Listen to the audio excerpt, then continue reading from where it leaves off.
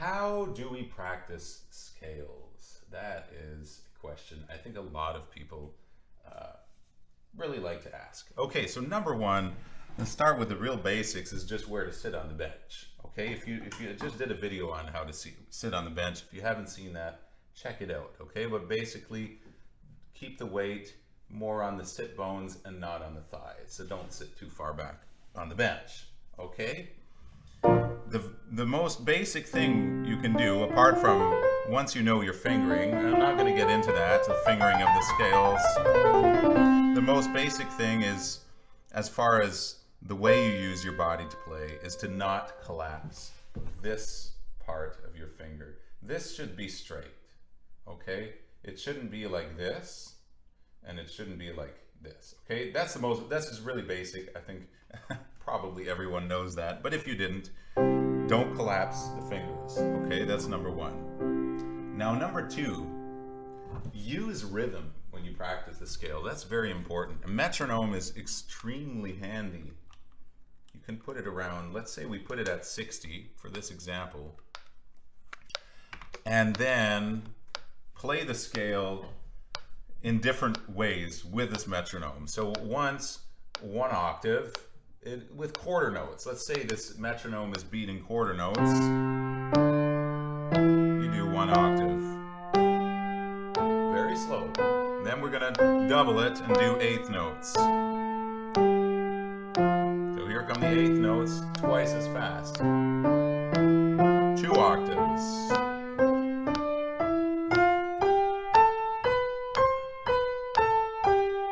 Then we're gonna do triplets. 3 octaves. 3 notes per click.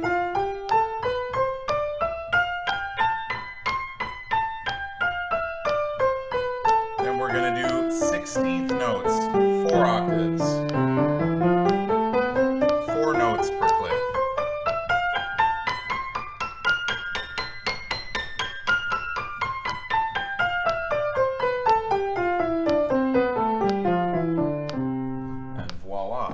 So notice that doing 1 octave, 2, 3, or 4 this way takes the same amount of time. That's the way to do it.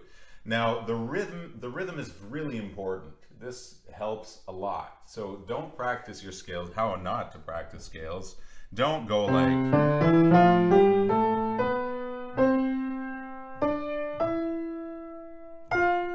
you're trying to figure out which fingers to put. Be rhythmical. That forces you to play exactly on time, and you'll know exactly where your problems are.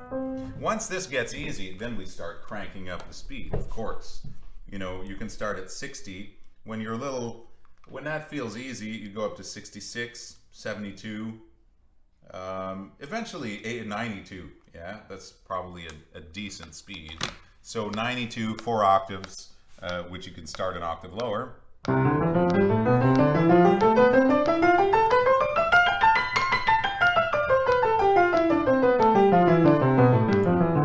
Would look like that, okay? C major is not necessarily the easiest scale, but usually it's the one we start with because, you know, you have no black keys, there's no accidentals, there's nothing on the key signature. But technically it ends up being, you know, a little more confusing than, let's say, B major. Sure confusing as far as where the fingers go, because in a scale like B major, you're using the 3rd finger when you have 2 black keys, and you're using the 4th finger where you have 3. And a lot of scales are like that. So black keys are not bad necessarily, okay? So that's really important, the rhythm. That's probably the most essential takeaway of this, but we'll get a little into a technique here as well. So generally, stay close to the keys. That's probably the best. Let's do this with the left hand so you can see very well. You see how if you stay close to the keys,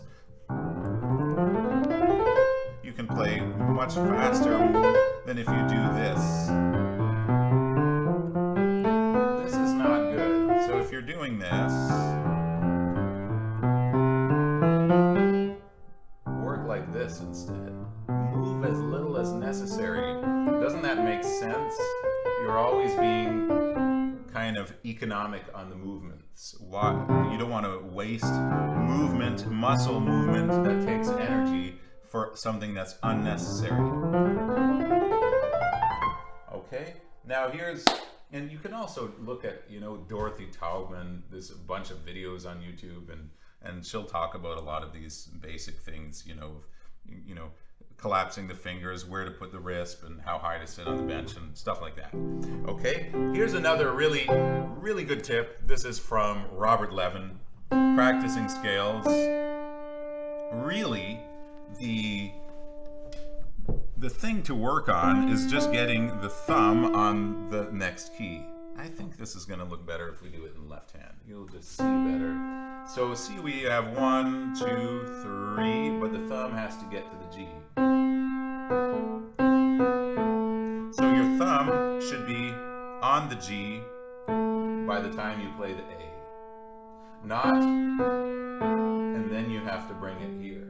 You see, this is how you'll be able to play scales very fast, okay? How to play scales very fast.